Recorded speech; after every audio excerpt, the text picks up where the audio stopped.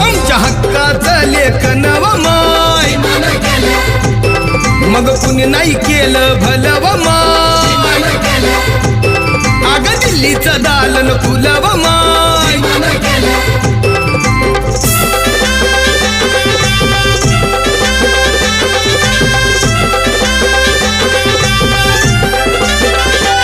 तुमच्या पोरानं शाळेत शिकावं आशाला जारीला मुकावं